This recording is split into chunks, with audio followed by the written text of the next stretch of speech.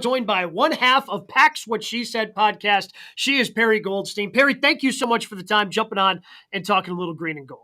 Thank you for having me. I'm very happy to talk green and gold anytime. Well, so let's start. I mean, we're in the dead of the off season, and it's about to even get. At least we've had like OTAs and little sprinkles of stories and mandatory minicamp. Who's there? Who's deciding they don't want their workout bonuses like Jair Alexander? We're about to hit the real dead part here before training camp opens up at the end of July. When you just take that step back in that 10,000-foot view of the offseason, give me one thing that you've liked about the offseason and one thing that's left you a little skeptical.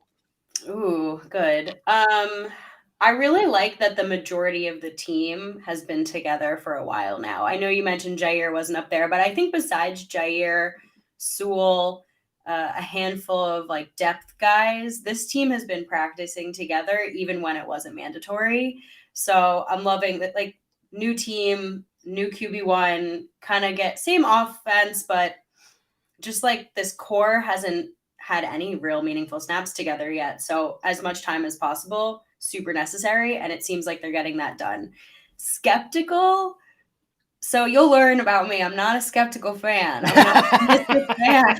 So, but obviously, like, the main question mark here is what's Jordan going to look like when he's finally under center week 1. And unfortunately, we're just not going to know that until September. Well, and it doesn't even, to me, it doesn't even matter what he looks like in week 1. Like, to me, it's more important of what he looks like in week 16, 17, 18. Like, how much has he progressed? Like, obviously, I would love for him to come out and throw for 2 touchdowns and have a ridiculous one the way that Aaron did when he made his debut as the starter against the Vikings on Monday Night Football back in 2008. I don't know how realistic that is, because my biggest complaint, I'll tell you this, right? I want to know what you think about this. My biggest complaint right now is the lack of veteran pass catchers. And I think there's an excitement, certainly, with a young core that can grow together. But when Brett came in, he had Sterling. When Aaron came in, he had Greg Jennings, and then, James Jones and Jordy, and they continued to add to that group, and it grew. But he also had Donald Driver. Yeah. So the lack of a veteran pass catcher, A, to kind of be a security blanket, B, to help the young receivers along. When the oldest receiver is Jeff Cotton at 26 years old and nobody knows who Jeff Cotton is, I don't think that's necessarily a good thing for Jordan and his development. I would just like to have one security blanket out there to make me feel a little bit better about how this team, as young it is, especially offensively, is developing. Yeah, I totally get that perspective. But I think if you look at the offense, you look at pass catchers / weapons, and you do have a security blanket because you have Aaron Jones. And I know he's not a wide receiver, right? But he's that vet. He's instrumental in the passing game, and they're going to lean on him a bunch. So I think when it comes to like vet presence to bring the young guys up to speed, him and even AJ Dillon kind of fill that role a little bit. Would I be upset if they brought in a vet at this point? No, because I think, to your point, there is a lot of value there. But the point of the Donald Drivers, right, was to bridge that gap. And any vet at this point isn't going to do that. They're going to be brand new to the playbook.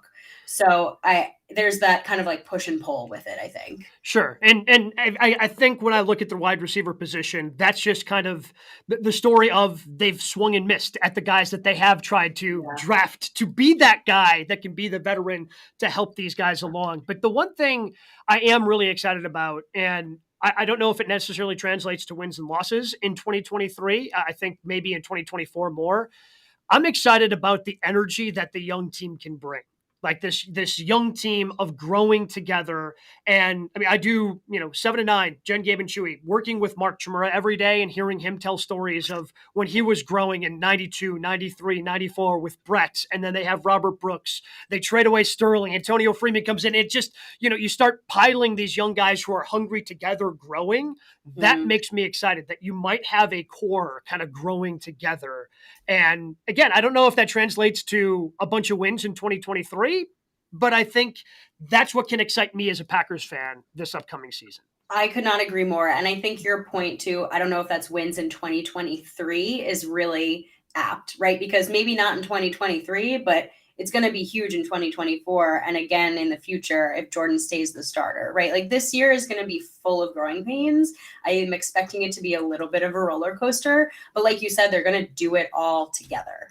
And that's why I started this by saying, I love that they've been together now through OTAs, through like non-mandatory stuff. You know, they're going out to California and they're going to work out with Jordan Love. And Jair even said he's been there since April, even though he wasn't there for OTAs. So they're going to go through it all together. And I think in the long run, it's going to be worthwhile. Now, obviously, from a fan perspective, being a little bit of like immediate gratification, you want to see those wins this season. You don't want to have to go through any kind of like 500 season this year, but I think you have to think a little bit long-term with it, and it's going to be worth it. Yeah, I mean, when Brett came in 1992, they were 9-7. They missed the playoffs, and then they were able to, start building off of that. Aaron's first year, they were 6-10. Right. They blew some leads, but they were 6-10. You knew you had something in Aaron. I think there was some excitement of, I think they've got some pieces. Let's start going. And then, they hit the home runs with Clay and BJ Raji in the draft and the defense, and everything just starts growing together. The offense certainly has me excited. I don't know how much we're going to see that necessarily translate to wins and losses. I am curious, though, since you've described yourself as the optimal fan. I am very curious how you are spinning the defense in your own mind, because Perri, I've got questions. I got a lot of questions. I do too. I'm not going to lie to you.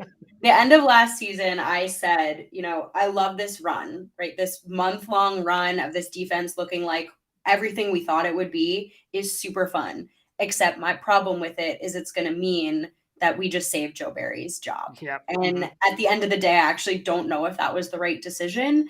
Now, again, this is hot seat year. Like this defense is either going to be top 10 or you're out. So, or at least we hope, right? We said that about Don Cooper's forever, but we hope. But, this young offense is going to need this defense to step up. Like they are going to need the defense, just like we saw it last year, to hold them into some close games. We've seen that they're capable. That's my one piece, is that we have seen the flashes of capability when everyone is healthy, when everyone's on the field, when everything's clicking. They made some lower level coaching changes. I don't know. There's going to be like some good energy. Getting Rashawn back is going to be huge. I mean, the difference when he's on the field versus not. And then you hope that they, got a home run with some of their draft picks. Like there's not much more I can say other than that. I just hope that they harness what worked well last year and try to like take it from there, because the inconsistency on the defensive side of the ball is going to be a huge, huge problem when the offense is going to be super inconsistent this year as well. The problem I have with the defense is kind of similar to what I had going into last offseason. And the expectations have now been tempered because of what happened last year.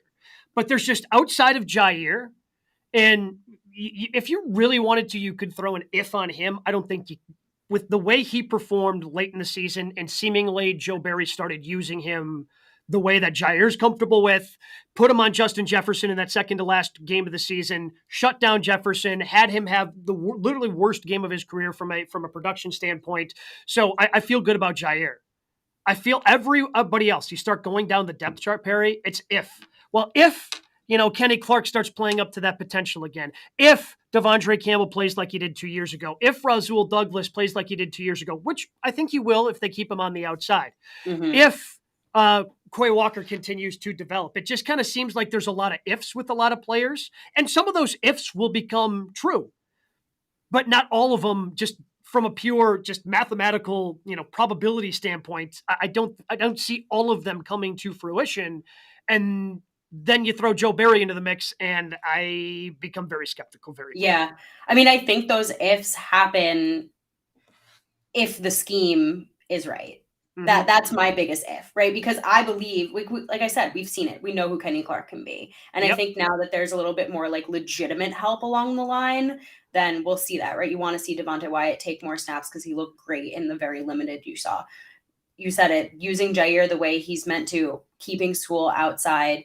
Don't know what's going to happen in the slot. Don't know what's going to happen when Stokes comes back, but you get that pass rush working. Like this team has all the makings of it. It's just a matter of like, is Barry going to use them schematically the way that they're supposed to? Because this secondary, to me, if you ask them to play man coverage, they're going to be one of the best in the league.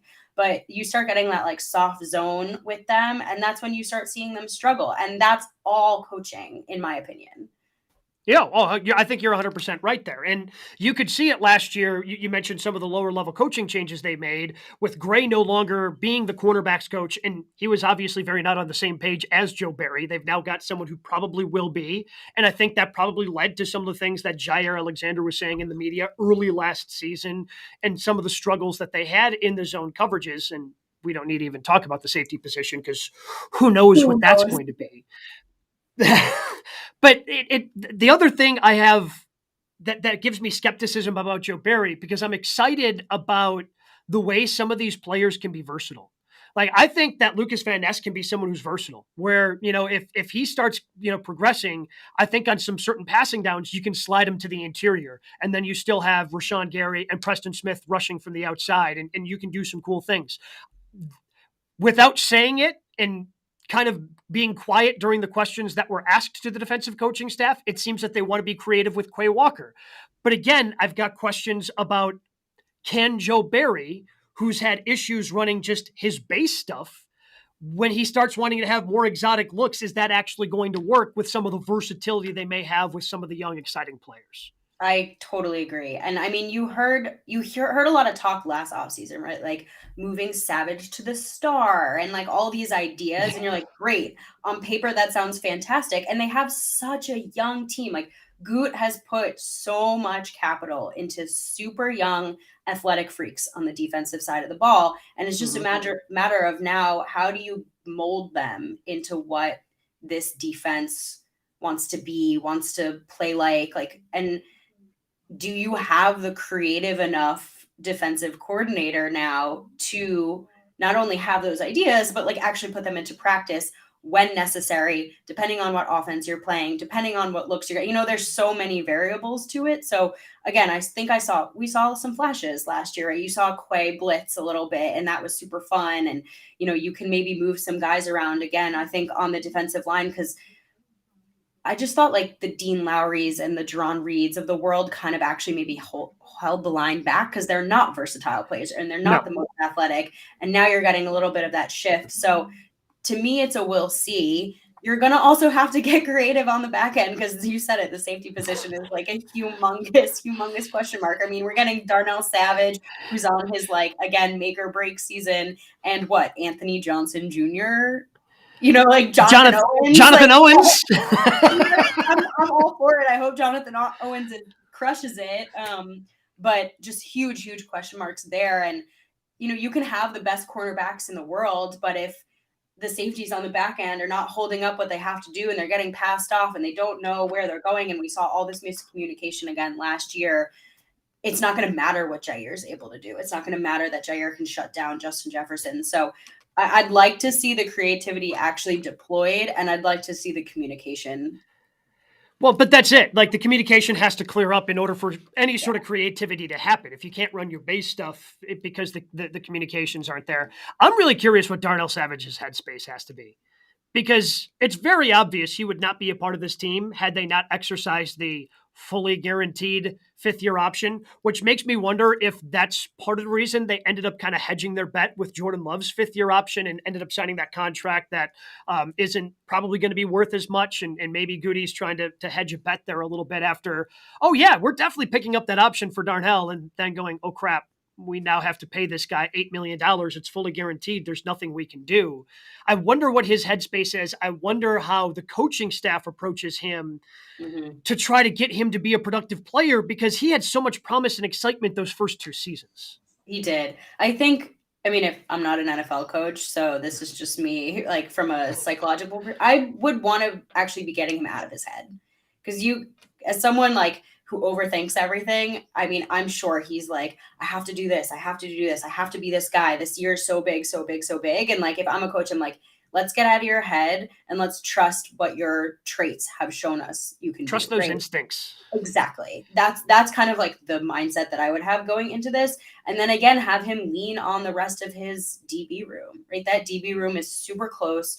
You heard at the end of last season, they started group chat, they started talking more, started watching film together, like lean on Jair, lean on Sewell, just lean on the guys who I think a little bit know you trust a little bit more that they know what they're doing. I actually think, I know Adrian Amos had a down season, but I actually think losing him in that room was a huge loss, just also from a knowledge vet perspective. So again, talking about vets, I actually wouldn't hate bringing in a safety.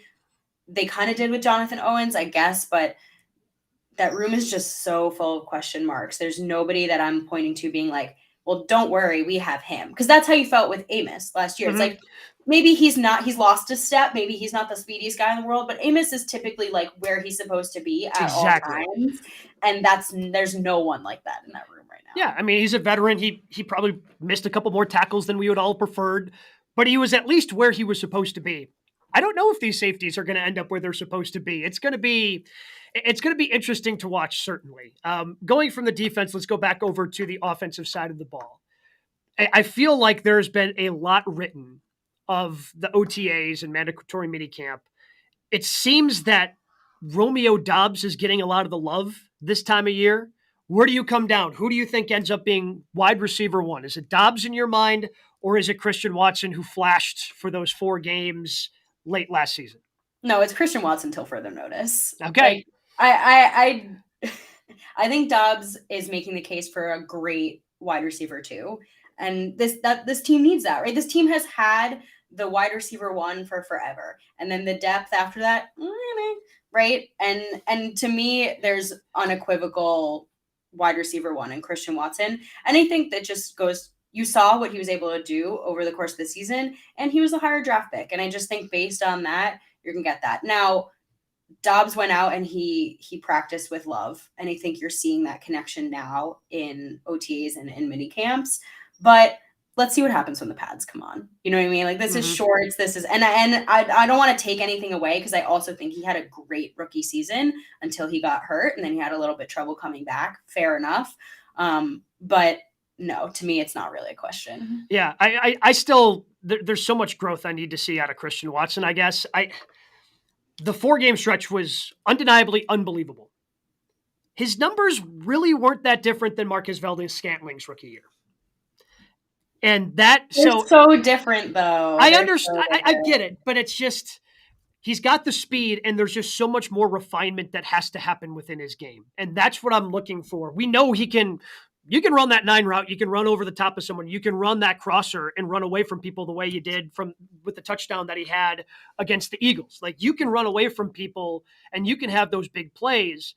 But what separates the really good wide receivers from the Valdes-Scantlings or the McCole Hardmans of the world that have that speed is they can do all the little things in between as well. And that's where I want to see the growth out of Christian Watson this year. Yeah, totally fair. I can see them using him on more of like the underneath stuff as well this year.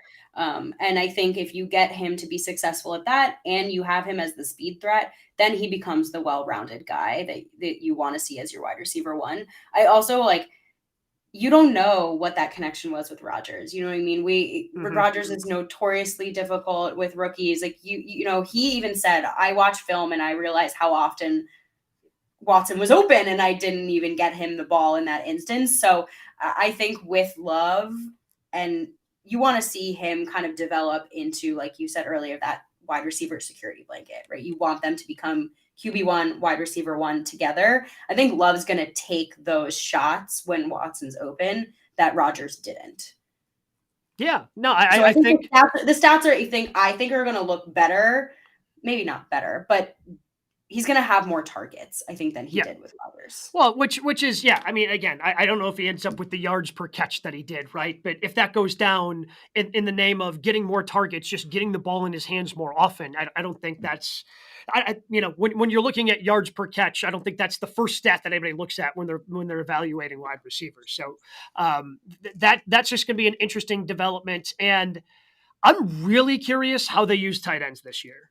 I've got a feeling they want to go more 2 tight ends, But, and again, maybe this is just bias because I work with a guy who was a tight end in the NFL, and maybe he's biased towards tight ends, but he makes great points when it comes to after quarterback, tight end's probably one of the toughest positions to learn because not only do you have to know everything the wide receivers know in terms of the route tree and the combinations and all those things, you then also have to know all the different run combinations and all those because you're a big blocker in the run game. There's a lot of information being thrown at you, and it just takes, even first round, tight ends, it just takes them a little bit longer. I'm not expecting either of these guys to be able to come in and go, oh man, look at those guys. They just had a monster year because there's so much information. I think tight ends, and I think you've seen it across the league, that position just takes a little bit longer to develop than, we've seen first round wide receivers come in and have huge impacts.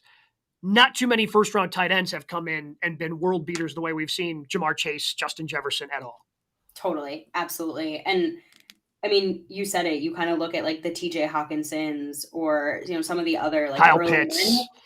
Kyle Pitts is a perfect example, right? Taken super high. Everyone has super high expectations. Now, granted, he was drafted to a not very good offense. Yeah, it was.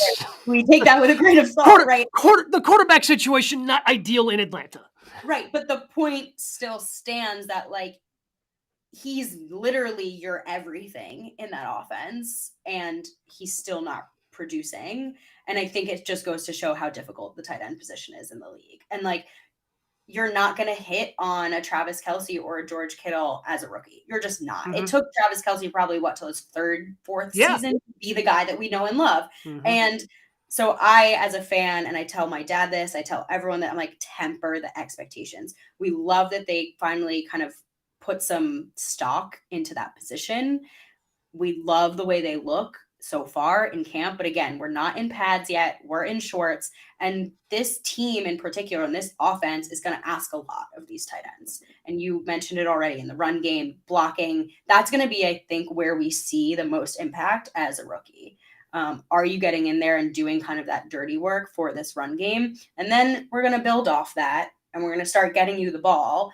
I said this on the Pack-A-Day podcast. I'm on, every other week with Andy Herman, and I got some heat for it, but I'm going to repeat it because I need it. I actually think if you're going to see a tight end produce in the passing game this year, it's going to be Josiah DeGuara, simply because he's been in this offense for a few years. He knows the playbook, and he's really, really tight with Jordan Love. So if he can't produce, don't expect the rookie tight ends to produce either. When it comes to Josiah, Tyler Davis wasn't a draft pick. In terms of the other tight ends who have experience on this roster, like Josiah was a draft pick. You expect him in here now, as he continues to progress, like this should be the year that he should be able to kind of take that step forward and show.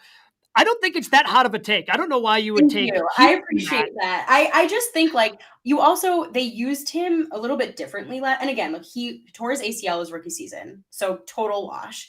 They used him a little bit differently last year. I thought the run game hummed when he was in there, right? Mm-hmm. And you don't get the stats. You don't really get the credit except for, crazy people like us who notice these things, like when he's lead blocking out there for AJ Dillon, like that's the stuff. And I think though, like I said, those building blocks are going to lead to more, but I think on top of that, his connection with Jordan Love is just going to shine through a little bit this season. But he has to, to me, he has to produce in the passing game. I think they've used him, as you mentioned, kind of in that H-back role almost because again, he was the third tight end last year behind Big Dog and Robert Tonyan. Like he was the third tight end. They asked him to block. I think he passed that with flying colors. Now show that you can be more of the edge blocker as part of this scheme and try to build onto.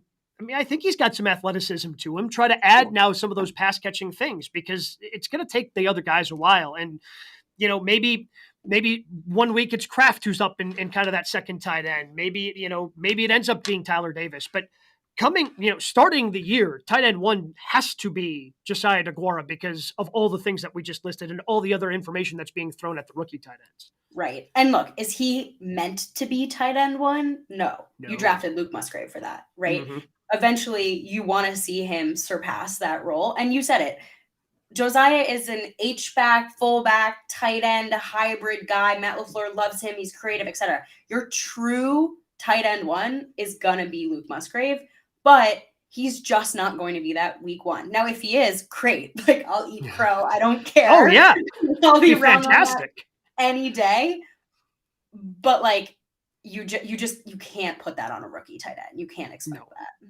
No. When it comes to the running backs, it's such an interesting year because Aaron Jones takes less money to stick around, which good on him. But the cap number, not sustainable next year. A.J. Dillon's in the last year of his contract.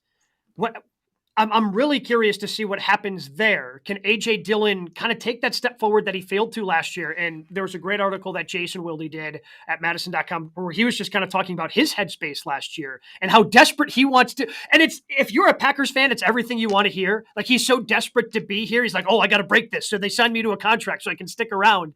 It's all the things you want to hear. And hopefully he can kind of get back to some of the potential that he showed year one, year two. I think A.J. Dillon, to me, because I think we've come to know what to expect out of Aaron Jones. He can be an explosive guy. You can use him in the passing game. Some of the inconsistencies are some of the things I pointed out in years past, and some of that maybe be due to usage. But I think A.J. Dillon is going to be such a big key to whether or not this offense can be successful, because he's really only he's probably their second best option right now offensively in terms of what he's been able to show consistently what he did year one, year two of his career. Yeah, 100%. I mean, the Packers have just like kind of hit home runs, I think, with their running backs in the last few seasons. I don't even like thinking about Aaron Jones now on this team, so we're just going to put a pin in that. Okay. I just like can't even think about it. Like, to me, I'm like, he's retiring a Packer, right? Like if he hits, I think it's like 1,200 yards this year. He comes like fifth all time in yards from scrimmage. I mean, he is just like somehow still underrated too. I love Aaron Jones, but I agree with you, A.J. Dillon. My thing with A.J. Dillon is that he's such a rhythm back, right? You can't just stick him in on like a random third down, take him out, right? Like, he kind of needs to get rolling to get feed him. Going. Yeah. And this offense last year just simply didn't get rolling, period. So I don't really know if that's like on him, because it was start and stop and start and stop and we don't have to get into all the problems of the 2022 offense, but like, it just wasn't conducive to A.J. Dillon's skills. And so I'm hopeful maybe a little bit this year you can get him into those rhythms, and you're going to, we say this every year, but hopefully lean on the run game a little bit more this year, and I think he will have those opportunities because he's such a complete back. The Packers have two complete backs, two backs who can run the football, two backs who can catch the football, and two backs that can pass protect. And it's just like, when do you take him out? When do you switch him? I mean, it's actually probably a really difficult thing for Matt LaFleur to decide of like, how do you rotate these guys in? Because they're both so good at all three things you want your running backs to be good at. If they don't run the ball more this year, then we know I've always assumed coaches don't actually want to run the football because it's a lot more fun to dial up that pass play that goes for a touchdown than run the ball for 3 yards. Because every coach in the history of the NFL has at some point stepped up to their podium and said, oh, we just need to run the ball more. And again, for this Packer iteration of the Packers, it goes back to McCarthy with LaFleur. Like, they've all said it. And I understand why you want to run it when Aaron Rodgers is your quarterback, right? Like, it makes sense to me. But you got to help Jordan Love. And the way you help Jordan Love is by running the football more this year. So this is the true litmus test of Matt LaFleur actually wants to run the football more. It is. It really is. And like, you want to see Love's arm. We're going to see Love's arm, but you also want to give him time. And if, like we said earlier, we're going to be kind of hoping that the defense carries this offense a little bit more as they get through those growing pains, you also want the offense to be staying on the field as long as humanly possible. And you run the football by doing that, right? You have to sustain drives and you have to take chunks of time off the clock. The Packers, when they ran the ball, anytime they run the ball, when Aaron Jones gets 15 plus touches in a game, I think the Packers have only lost one game, right? Like the stats show it, but I understand those in-game decisions. And like you said, you have Aaron Rodgers, you want to be throwing the football. But yeah, I mean, if they don't run the ball this year, they're not gonna run the ball. It's not going to happen. If it doesn't happen this year, it's just not going to happen. Matt LaFleur doesn't actually want to run the football. Perri, I want to say thank you so much for jumping on Packed Lunch. Tell people where they can hear all the great Packers takes that you have, even though like the one hot take you gave, I ended up agreeing with, so it wasn't even that spicy of a take. But the hot takes that you're giving, where can we hear those typically? I appreciate the support. It was so fun having me on. Thank you so much. You can follow us at Pax What She Said podcast on Twitter. PWSS podcast is the handle. Maggie Loney is my co-host. She is fantastic. She is our better half, as I like to say, although she'd yell at me for saying that. She's not here. You can say that now. She's not. She's like on vacation. Who knows if she even sees this? Yes, she is. She's fantastic. Off seasons, once a week, anywhere you find your podcast. In season, we drop 2 episodes a week. So we're now with Odyssey Sports Networks. You get the Odyssey app. You can find us there, Spotify, Google Play, et cetera, et cetera. All right, Perri, thank you so much. Enjoy the off season because the regular season, it's training camp. It's going to be here before you know it. I'm so ready for it. Thanks, Gabe. Perri Goldstein from Pack's What She Said. We'll wrap up Packed Lunch tomorrow right here at noon on ESPN Wisconsin.